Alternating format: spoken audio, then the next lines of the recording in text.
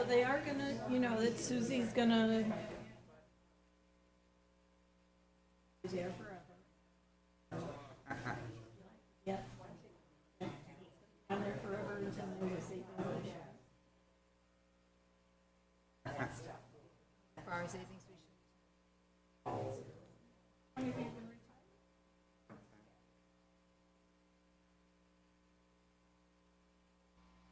You'll hear this story. I don't want to. Somebody else just coming in now. Good afternoon, everybody, and welcome to the Historic Advisory Lecture Series. Just want to let you know what's coming up. Next month is cobblestone construction, an upstate New York phenomenon.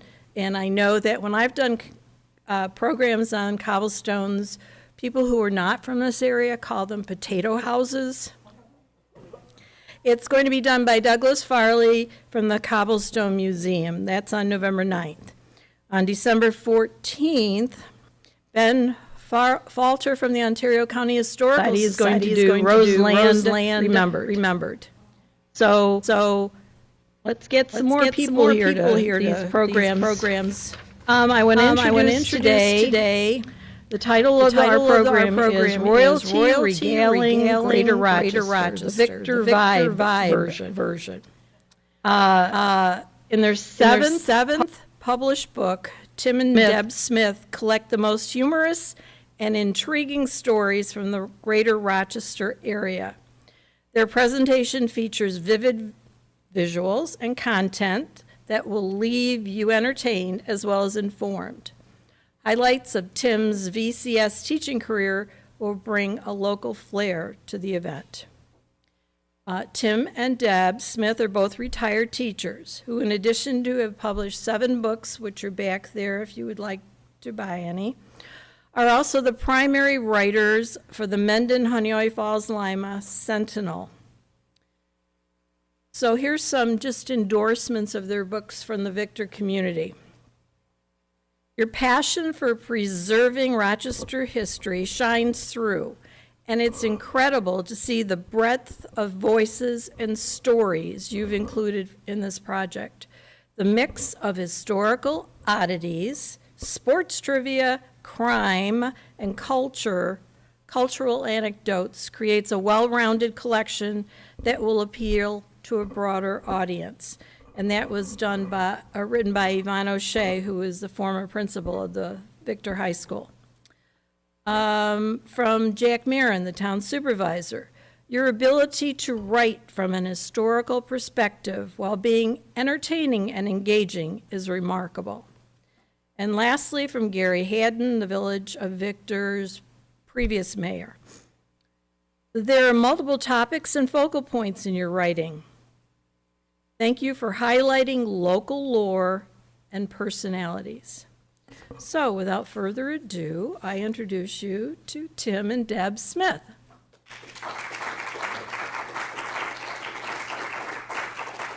Thank you. Well, as Babette said, we are Tim and Deb Smith, and we're here to speak this afternoon about our 7th book, the recently published Royally Regaling Greater Rochester, Taking Stock of the Rock. We've done dozens of presentations all around the Rochester area, but this is the first time we've played Victor since our first book came out back in 2019. So we're excited to be back. Wherever we speak, we try to adapt our show a little bit to include something specifically pertaining to the venue. So we're going to start with the story of how Tim became connected to Victor. And just note for this first part, this is a Victor exclusive story, so the slideshows don't start to forward until after we get done with this. But this is a good example of karma, and it's essentially how I ended up here. The story starts, I'm a senior at the U of R, looking to become a teacher. There's an education building with a secretary that all the students had to walk by every day to get to the lecture hall. And, truth be told, there were a lot of arrogant, affluent students from downstate who often took condescending attitudes towards college employees from Rochester. They referred to them as townies. And I noticed that the secretary, who was a middle-aged black woman, wasn't treated very well by these kids. So I took it upon myself to befriend this woman and just show her that everybody wasn't like that. I ended up establishing kind of a cordial relationship with her, talked to her often. So then during the course of the semester, it was explained to the students that at one point someone was going to be randomly selected to do a mock interview with an area principal that would be videotaped and critiqued as a class activity. When that date approached, I'm talking to the secretary one day and nobody's around. She asked me if I would like to be the one chosen for the mock interview. I said, absolutely. And she just nodded and said, I'll see what I can do. And nothing was ever mentioned again. So the day rolls around when the professor is going to announce who's doing the interview, and sure enough, it's me. And I never knew what happened behind the scenes, but her smile as I walked out that day confirmed that she had something to do with it. And the double bonus was that the interviewer was going to be Victor Principal Bill Giuffre. During the process of the interview, it comes out that Victor was going to have an English teacher position opening up that coming school year. And get this, Victor had also made the decision to start a boys soccer program, and I was the captain of the soccer team at the U of R. So the stars had aligned, and I started a 33-year teaching career at Victor that coming fall. Well, Tim has to tell you the story of what happened at home just this morning.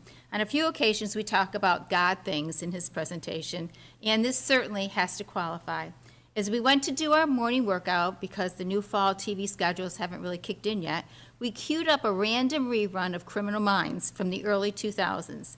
Lo and behold, appearing in the episode was David Grant Wright, a Victor graduate who actually played on Tim's very first Victor boys soccer team. And that would have been the fall of '77, and Dave was a junior that year, so fast forwarding the clock a year and a half, he would have graduated with a class of 1979, and he's gone on to compile an impressive resume of hundreds of appearances in movies and TV shows over the decades.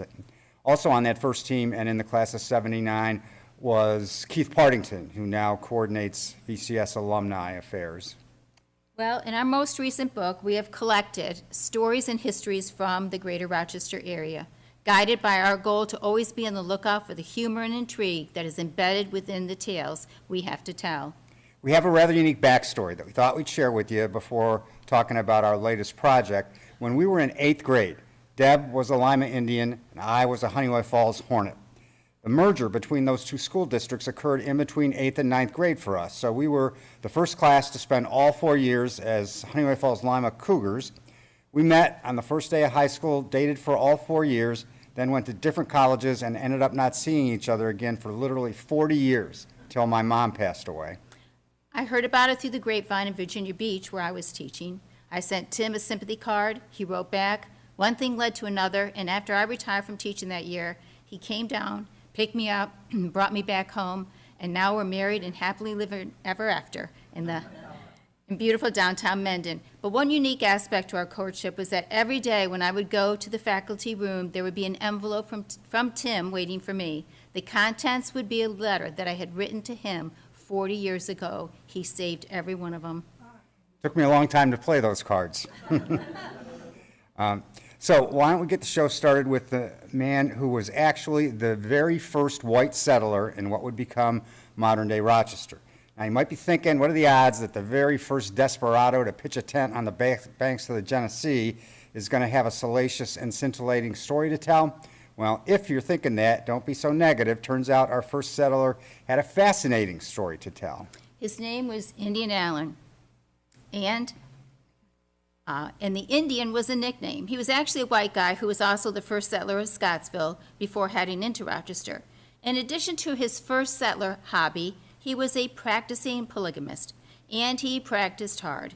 Here is his marital numerology. Upon reaching manhood, the number of wives he had in his stable could be charted as 0, 1, 2, 3, 2, 3, 2, 3, 2. And that numerology encompasses the comings and goings of 5 different wives altogether. And furthermore, believe it or not, his 5 wives included representation from 3 different races. Of Indian Allen's wives, 3 were white, 1 was black, and 1 was a Native American Indian. If it weren't for the fact that the dating pool of Asian women in Scottsville in 1800 was pretty shallow, we think you might have checked that box too. And just when you think you can't raise the bar of bizarre any higher, Allen was 58 years old when he marries his 5th wife. And if you're wondering how much gas this old geezer could have left in his tank at that point, they go on to have 5 kids. If you're wondering what else they did for entertainment in the early 1800s, turns out there were indeed some options. In 1828, when Rochester boasted a total population of 10,000, 6,000 people came out to High Falls to see the very first American daredevil to achieve fame on a national level. That daredevil would be Sam Patch, who had achieved national fame by jumping into bodies of water from ever-increasing heights. Nicknamed the Jersey Jumper, Patch was on his way home from performances at Niagara Falls when he decided to swing through Rochester to tackle the High Falls. On November 6, 1828, Sam Patch jumped 100 feet from a platform at the top of High Falls into the Genesee River. But the opening act for that jump was that he threw his bear cub off of the same platform before him. While the Rochester branch of PETA, People for the Ethical Treatment of Animals, was not clearly yet on the job. When the hat was passed, he raised so much money that he decided to stay in Rochester for an additional week and schedule an encore performance which would take place on Friday, November 13, 1828. What could possibly go wrong, right?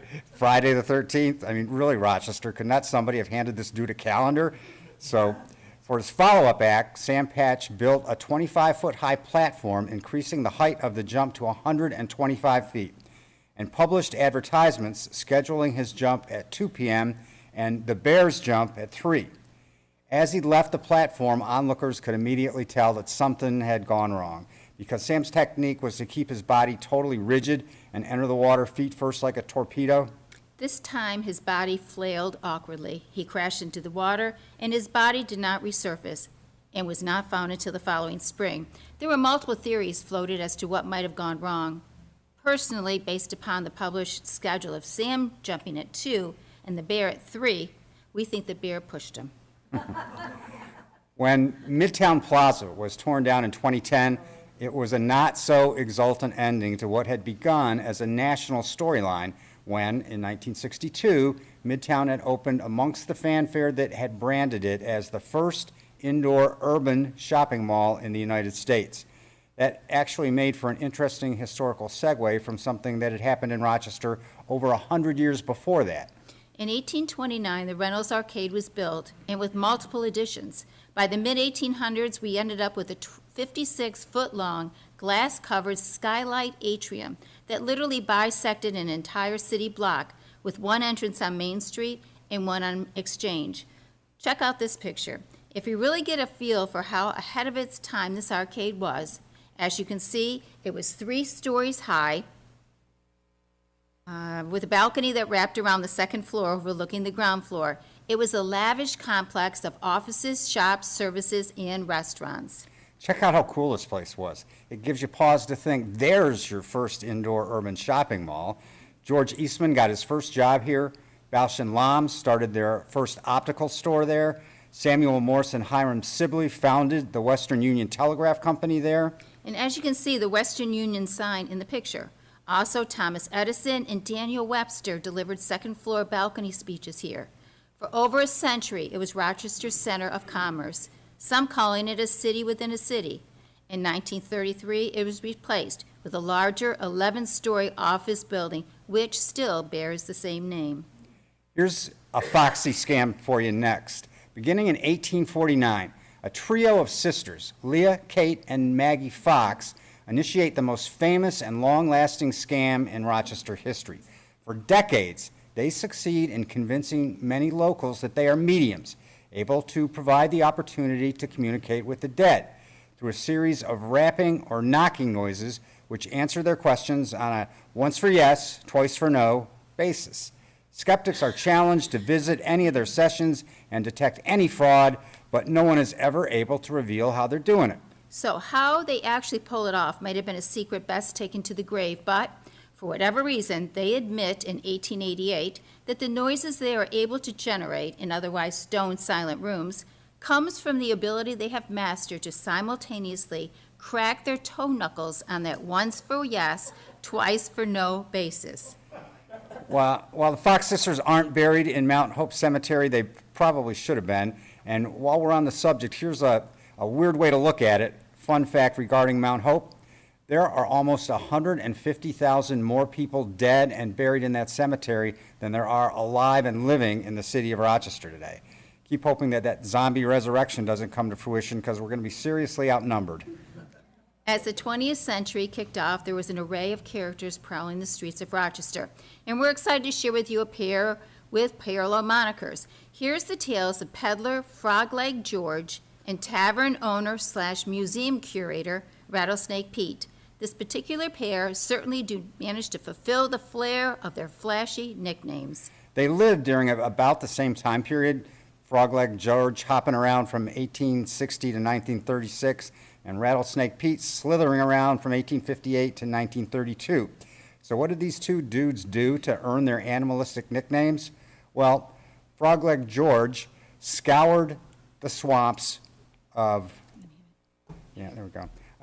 Monroe County, gathering frogs and turtles, which he sold to restaurants that served frog legs and turtle soup, both of which were delicacies during that era. Who knew? In a reversal of the concept where Frog-Leg George brought his critters to the customers, it was the customers who came to visit Rattlesnake Pete. He ran a combination of tavern and museum on Mill Street in the city. While enjoying their food and beverage, Pete's clientele was also treated to live viewing experiences of animals and memorabilia. As his name implied, Pete was a master of reptiles, and he had terrariums of poisonous snakes, copperheads and rattlesnakes, which people could see, and Pete would often take them out of their cages and handle them to ooh and ah his customers. So that was legit, as were some animal aberrations, such as his stuffed two-headed calf, a freak of nature, but it happens, and that was real. But upon closer examination, the authenticity of some of Pete's memorabilia became a little more suspect. He claimed to have a pipe that had been smoked by Abraham Lincoln's assassin, John Wilkes Booth, the battle flag from Custer's last stand, and the weight used for Rochester's last hanging. Documentation of the chain of ownership for those latter items is sketchy at best. If you ask people who came in contact with him how they would assess his character, you'd receive a wide variety of responses. To some, he came off as a charming eccentric, while others viewed him as a sophisticated con artist. How many of you remember or have heard of references to Driving Park Avenue come up on the radio or TV? How many of you know how it got its name? Anybody know? Anyone know? Yeah. Yep. It was a horse racing track that opened in the Driving Park neighborhood from 1874 to 1902. It also hosted other events such as the circus and Buffalo Bill's Wild West show, as well as the first automobile race in Rochester, which took place in 1900. It started out as a successful and popular venue, but when sports betting became taboo in the 1890s, things went downhill. During its last summer of existence in 1902, it was actually taken over by thousands of gypsies, which, as you might suspect, did not make for a comfortable marital mesh with the city. It all ended ugly, just like in the Cher song, Gypsies, Tramps, and Thieves. And if you're wondering what happened to them, the best thing about gypsies is that, well, they're gypsies. They don't stay in one place very long. And by the end of the year, they were all gone. Well, here's a story that combines a very personal touch with a huge piece of Rochester history. When I reunited with Tim and came back home in 2013, he shared with me his collection of memorabilia on the Rochester Royals, the NBA team, that basketball team that played here from 1945 through 1957 and won the NBA championship in 1951. They played at the old Edgerton Park Sports Arena, which was torn down in 1957. And Tim made a casual comment at some time he would like to go into the city, just stand at the spot where history was made all those years ago. You know, so that was just like a casual throwaway comment at the time that I truly never thought about for the next year. And the following summer, get in the car one day, Deb tells me we're going on a surprise field trip. She's going to drive me to a place I've never been before, to meet some people I've never met before. I literally have no idea what she's up to until she turns into a parking area where I see a sign that reads Edgerton Community Center. Through a long series of phone calls and conversations, I had been able to connect with two gentlemen from the Edgerton Community Center who were going to meet us at the park and make Tim's dream come true. They themselves didn't even know for sure where exactly the arena had been, but they knew nothing had gone up since that building came down, and they had a folder full of notes and maps. For the record, Edgerton Park is spread over 42 acres, so it's not like the location would be blatantly obvious. So Armed with our notes and maps, we take to the fields. We know that there's one remaining vestige from the Edgerton Park Sports Arena, which was a 3-foot wide, 8-foot high concrete column that stood sentinel guarding one side of the entrance to the old parking lot. Once we located that, everything else gradually fell into place, and we were able to walk it off, and then, at least in our minds, we rebuild the old arena, center the court within the overall rectangle, walk to the spot where the winning shot was taken in 1951, and know that we are within a few feet, give or take, of the spot where, decades ago, NBA history was recorded right here in our hometown. The expanded timeline of Edgerton Park takes on an even greater historical significance.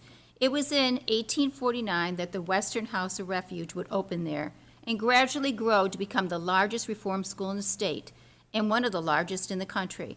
By 1902, the city purchased 1,500 acres in rural Rush and moved the reform school to the hamlet of Industry, where it still operates today. That left the city with a huge 42-acre multi-building complex, which was gradually transformed into Edgerton Park.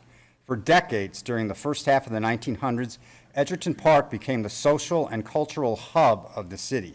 In addition to the sports arena, which hosted all the city's major indoor events, Edgerton was also home to the Rochester Library, the Rochester Museum and Science Center, an indoor zoo, an NFL football team, the annual 4th of July celebration, and the Monroe County Fair.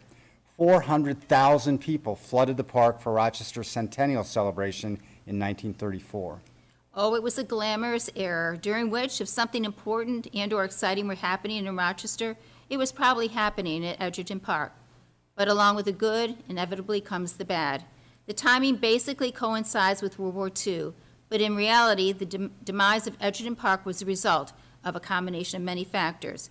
In 1941, the city pulled out the tracks and the streetcars, and the automobile took over those streets. In 1947, the county fair moved to Henrietta. In 1956, the War Memorial replaced the Edgerton Park Sports Arena as the city's state-of-the-art sports venue. In 1956, the subway closed, which Fred Armstrong, who's here today, has done a documentary movie about 30 years ago originally, right? And you're redoing it for re-release in February? Yep. In 1957, the Royals left. Edgerton Park had a glorious run while it lasted, but it ended with a whimper rather than a bang. In a span of only about 15 years, the park had gone from being the centerpiece of life in the city to being peripheral at best. It was a swift fall from grace, leaving the Edgerton era as a gilded memory. We're going to track this thread through the county's fair, moved to Henrietta in 1947, where we will bring in a brush with the bizarre.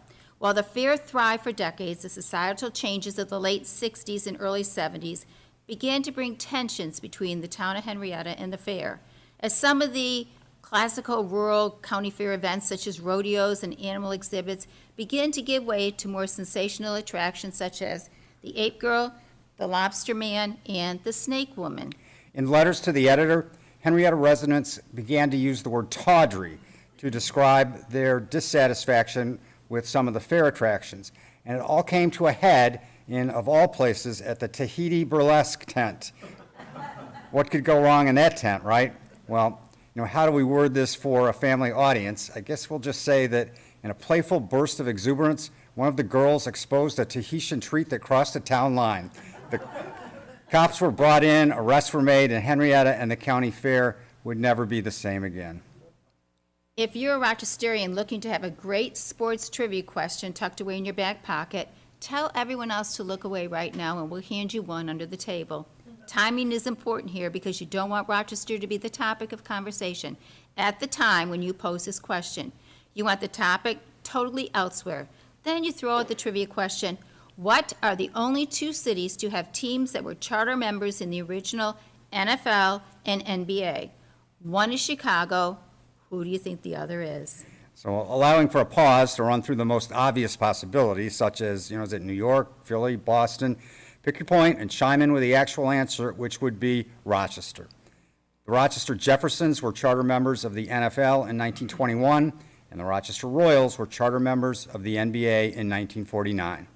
Let me use that sports story to segue into significant African-American achievements that actually took place in Rochester. Many recognize the milestone year of 1947 when Jackie Robinson broke the color barrier, becoming Major League Baseball's first black player. An historical injustice we'd like to rectify is that far too little attention is paid to the fact that the Rochester Royals, the NBA franchise alluded to earlier, had a black player, William Dolly King, 1 year earlier in 1946, but you never hear about him. Then Black's Facts number 2, when the NBA officially formed in 1949, the very first occasion of an African-American stepping on the court in an NBA game also occurred in Rochester. Now, at this point, let's transition our sports theme onto the game of golf. Rochester's always been a big golf town, and when our research drove us down that fairway, here's the quirkiest story that sprung up. The first Rochester area golfer to achieve lifetime membership status on the PGA Tour was Terry Deal. So we sent Terry our working draft of the book at one point. He got so into it that he expanded his interest in the sports component to delve into other chapters of the book. In addition to responding to our golf component, we received further feedback from Terry from confirming the fact that he had also delved into our crime chapter. So we get an email from Terry. He's clearly left his golf bag in the clubhouse at this point. Email says, Tim and Deb, in reading the crime component, don't you think it would be appropriate to include serial killer Ken Bianchi, the Hillside Strangler? He was in my sophomore homeroom class at Aquinas, and our mothers were on the same bowling team. You know, how's that for some insider info? We just can't help thinking about how much we would have loved to have been a fly on the wall in the Brighton Bowl when Mrs. Deal and Mrs. Bianchi had that conversation about, so what do you think your boy will do when he grows up? I taught high school at Victor for 33 years, and here's one of my funnier stories. One piece of literature that I taught to all 5 of my classes for all of those 33 years was the Shakespeare play Romeo and Juliet.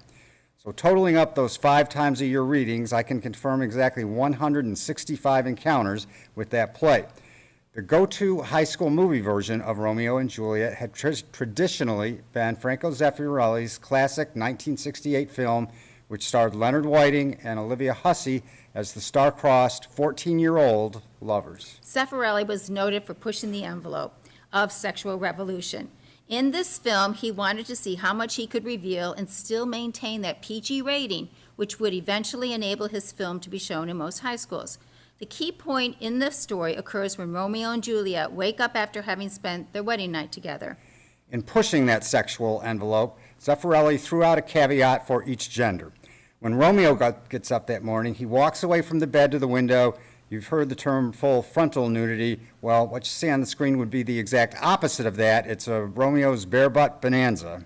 Well, Juliet was played by the amply endowed Olivia Hussey, and for a split second, when she gets up to say goodbye, her bountiful breasts spill out of her robe, and let me put it this way. If the movie had been made in 3D, some people in the front row could have been seriously injured.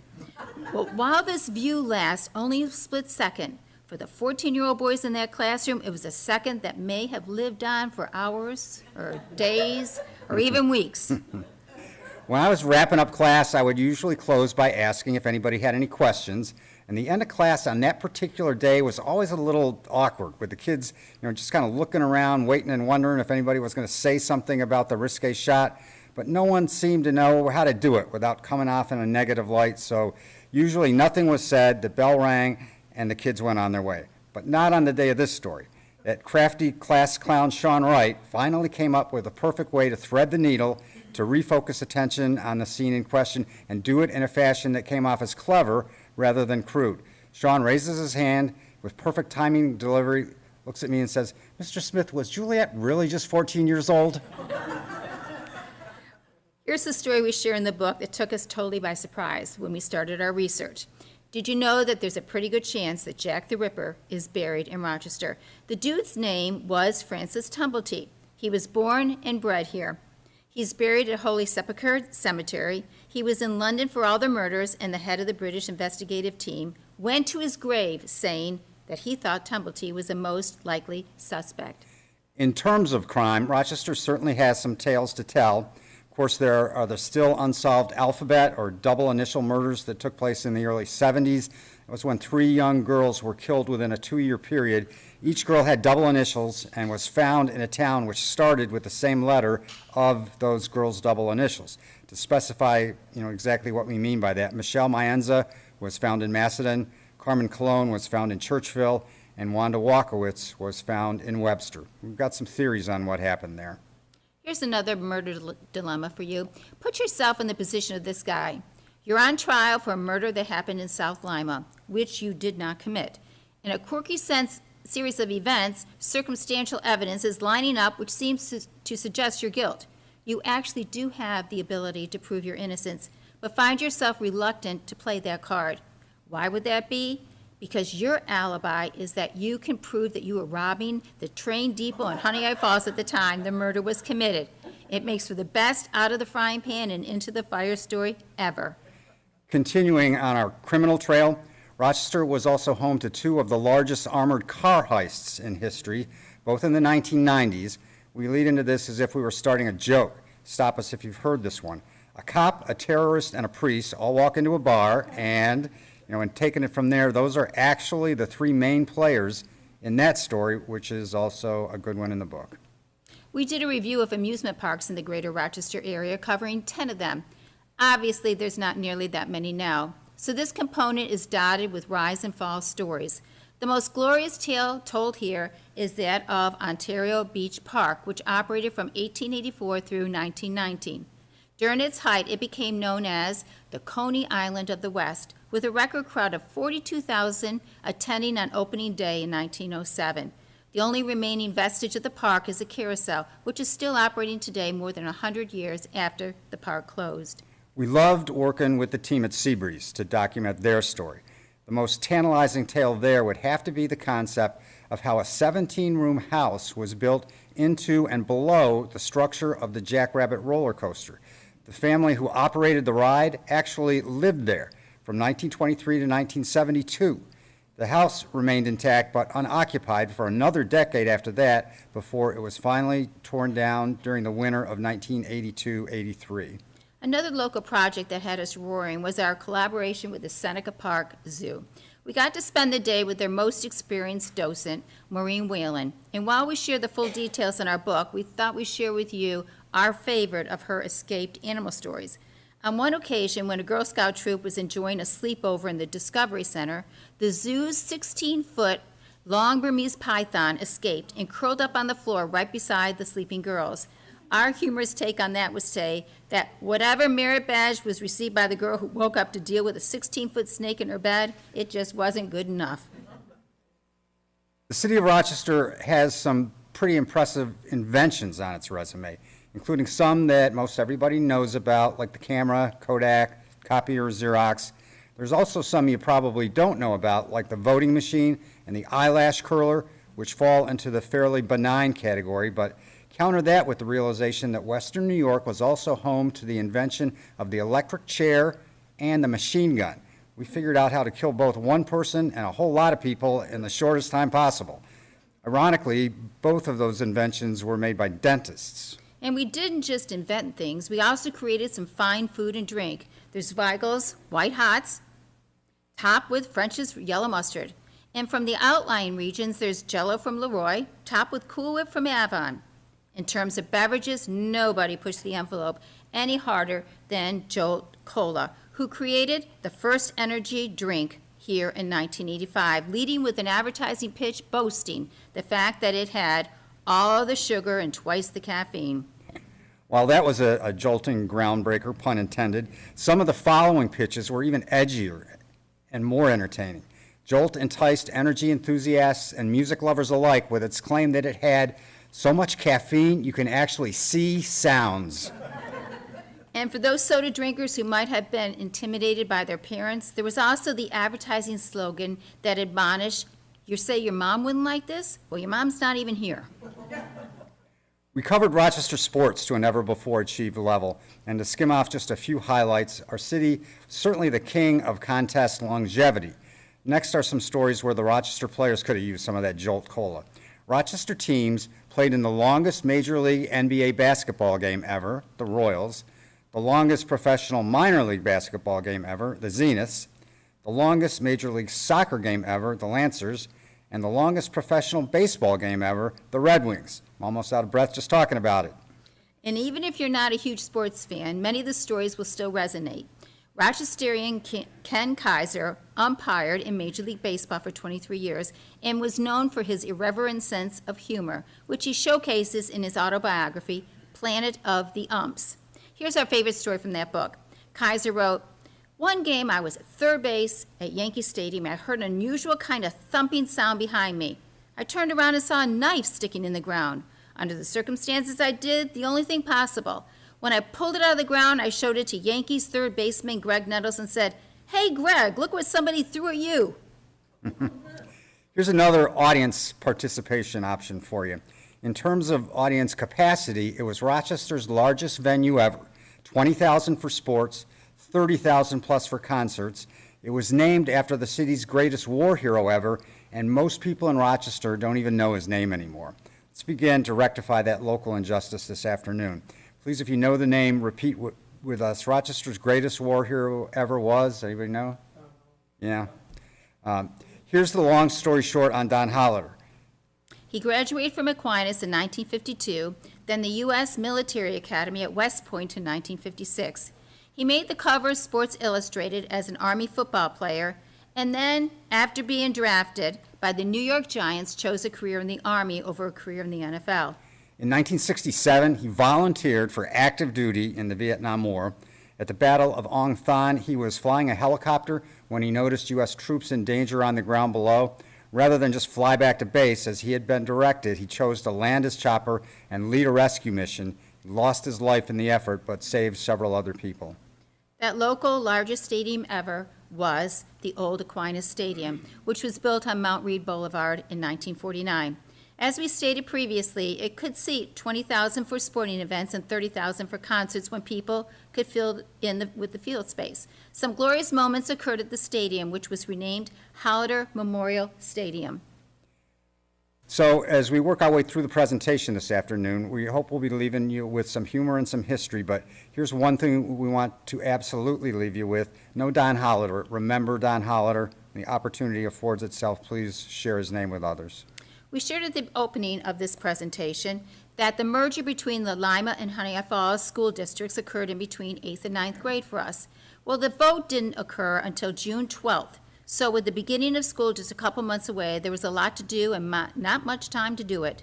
One thing on the list to do was that we needed a new nickname and new team colors. At Lima, our colors were purple and gold, and we were the Indians. And in Honeywell Falls, we were orange and black, and we were the Hornets. So during the first week of school, flyers were passed out in homeroom one morning, and we were informed that we would soon be voting for the new school colors and mascot. We were given two choices. To assure that there was no sense of favoritism shown, the four colors of the old schools were realigned in new combinations. Our two choices were that we could be the black and gold Cougars or the purple and orange Sunrisers. Which of course begged the question, what the hell is a sunriser? But the joke that ran through the student body at the time was the notion that if we were going to force us to combine the old colors, they should also figure out a way to combine the old nicknames. And with Lima being the Indians and Honeywell Falls being the Hornets, the consensus student choice was that we should become the HFL Horny Indians. Wouldn't have scored high on the scale of political correctness, but think of the merchandise we could have sold. Well, we wanted to close this with the most emotional and touching victor story in our arsenal. And that component in this book is called The Dying Days of Scott Reese, who is a former student of Tim's who succumbed to cancer in 2017. Not to be overdramatic about this, but one philosophy that we always try to apply to our lives is to say that the reason God has blessed us with so many wonderful things is that he wants us to take advantage of those blessings and use them, what we have, to bring blessings to others. So the story starts out, it's Saturday morning, July 3rd, 2017, and we receive a message out of the blue from a former student of mine named Jen Stanton. She'd been a friend on Facebook, but I'd had no personal contact with her since she graduated from Victor in 1994. Now, while it's nice to hear from her, the news isn't good. She shares that a classmate of hers and another former student of mine, Scott Reese, has stage 4 melanoma and is not going to make it through the summer. To compound the tragedy, Scott and his wife Erin have 6 kids ranging in age from 11 to 2 years old. She says that one thing she's noticed about us on Facebook is that we seem to have a knack for making special things happen at concerts. She doesn't want to be presumptuous, but if medical arrangements can be worked out, Scott and Aaron would like to go see his favorite band, Tom Petty and the Heartbreakers, on their sold-out 40th anniversary tour at CMAC in Canandaigua on Sunday night. And she was wondering if we had any connections there to make something special happen. Well, we really don't, but we've never let that stop us before, so we make it our mission. Upon getting the phone number for CMAC, we immediately encounter our first obstacle. That phone number rings up the Canandaigua Chamber of Commerce, which of course is closed on Saturday.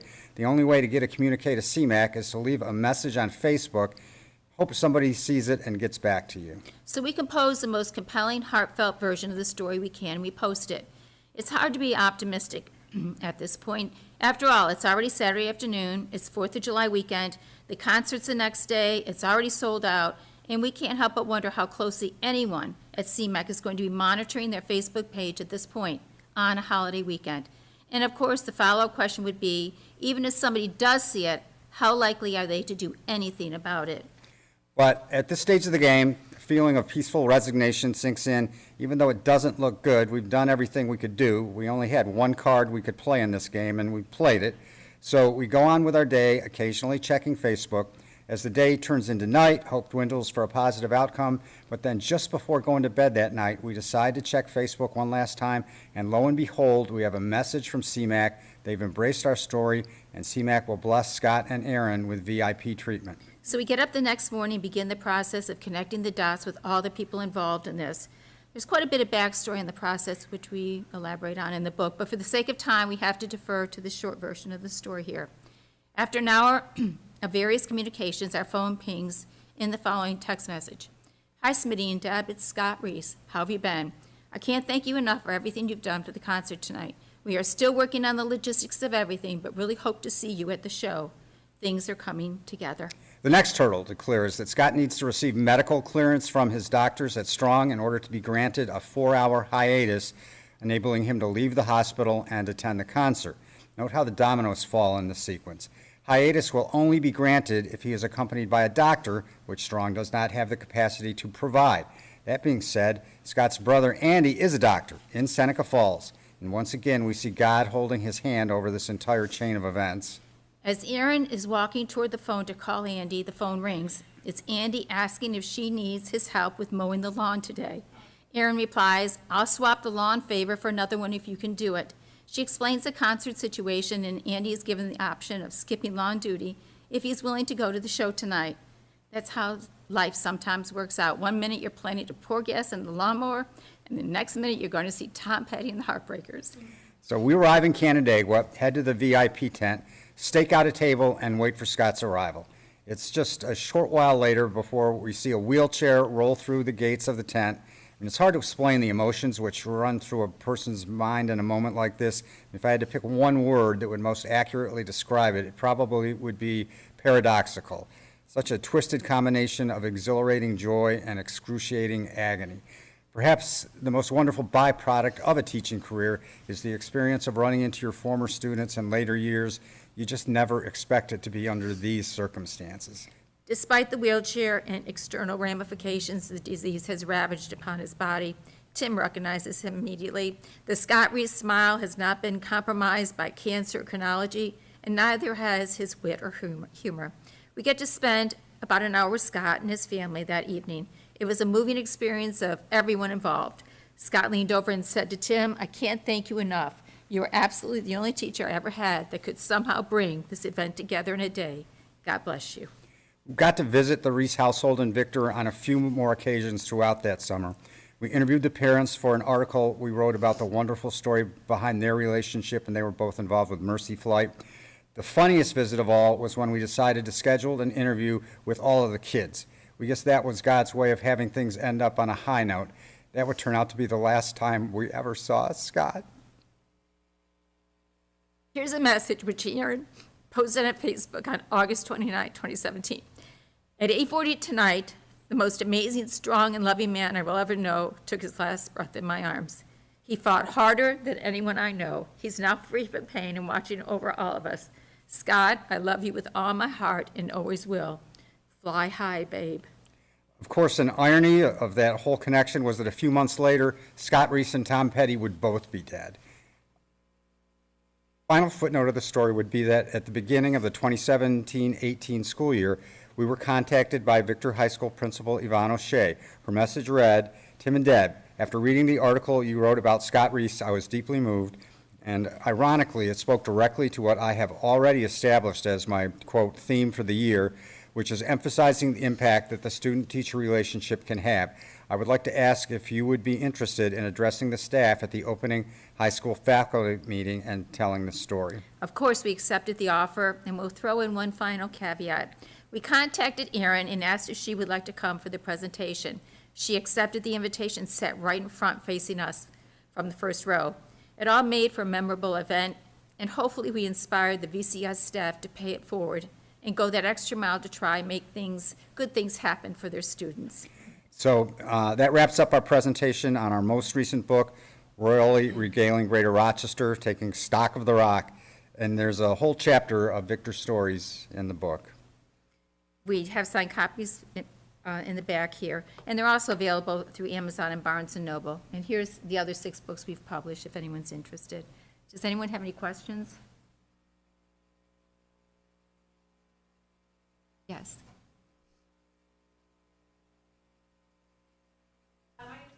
Szymanski. I'm a former student of Mr. Smith's. I'm visiting from Jacksonville, Florida, and I'm so grateful to be here today and just want to say what an amazing man and woman these folks are. So I want to give you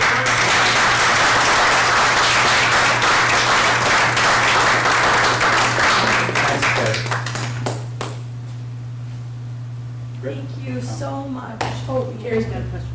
I don't have a question, but if you ever visit West Point, when they built a fitness center on the campus, it has Don Hollader name on it. You know, we actually have a funny story related to that. She set me up perfectly. It's almost like I planned it. When Deb first got back, the very first concert we ever saw when we were in high school was Three Dog Night. And so when she got back, it was like, well, we got to go see them again because they still had 2 of the original. They were down to 2 Dog Night by that point. And the closest, as we looked at their tour thing, the closest they were coming was in Peekskill, which is like a 5-hour drive. But, you know, we said we had to go for it. So we get hotel reservations, plan on going to Peekskill to see 3 Dog Night. And then as it came up, you know, we're going that far anyway, so we're thinking, well, what if a group we like was going to play before or after, you know, the very day of 3 Dog Night, maybe we think about going there because we've driven all that ways. So it turns out that a 90s group called the Gin Blossoms is going to play the night before 3 Dog Night, so we get tickets for that too. Drive to Peekskill, we've got hotel reservations, go to check in, and they were going through some remodeling thing, and they didn't, you know, they were out of rooms and they'd made a mistake and they should have told us and they didn't. So what they decided to do is get us a hotel in the neighboring town, and there's one town in between Peekskill and West Point, and I don't remember exactly what it was, and they were going to drive us back and forth to both concerts. So, and it's not like we really had a choice, you know, that's fine, we'll do it. So we go to this next town, check in, and through the afternoon, we're noticing all these guys check in, big, burly, muscular guys with military haircuts. And like whenever we go someplace like that, we always go to the lobby and hang out and work there because you never know when you're going to stumble into a story. And this is exactly what happened on this one. Well, plus it was like the hottest day ever for a February day, remember? Yeah, it was the Throughout literally, and you know, we can look back and figure out exactly when it was because it was the hottest February day in New York history, and the Olympics were on, and the championship gold medal hockey game between the U.S. and Canada was played that night. But anyway, going back to the afternoon, we go up, you know, and just say, well, we notice you guys are all looking the same. You know, what are you here for? What's going on? And it was an Army recruiters convention for Eastern New York and Western New England. And so all these guys are checking in to go to that. And so we start talking with them, make a little bit of a connection. And their activity scheduled event was to go to West Point and see the Colgate versus Army women's basketball game that night. So the running joke of the afternoon is that they all want to trade tickets.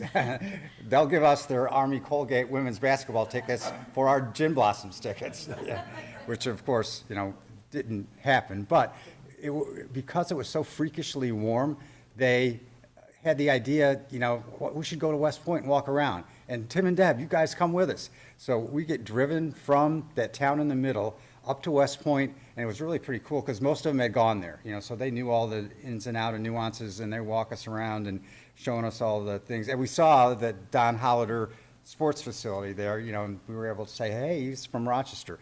And go there, come back, get back to the hotel. We go our separate ways. We go into Peekskill to go to the concert. They go back to West Point to see the basketball game.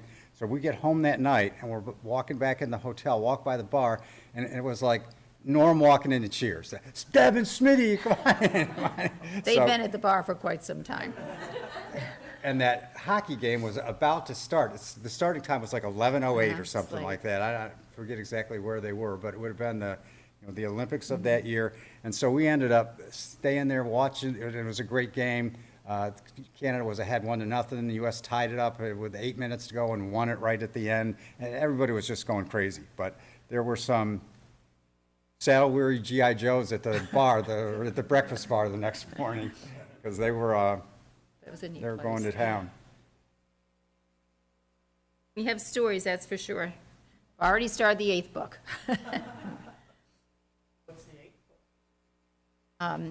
It's on quirky holidays. It's Every Day is a Holiday, is the name of it. And there are some quirky holidays out there. But they're fun. Yeah. We enjoy it, writing. Well, thanks, you guys, Yeah, for thank coming out. you.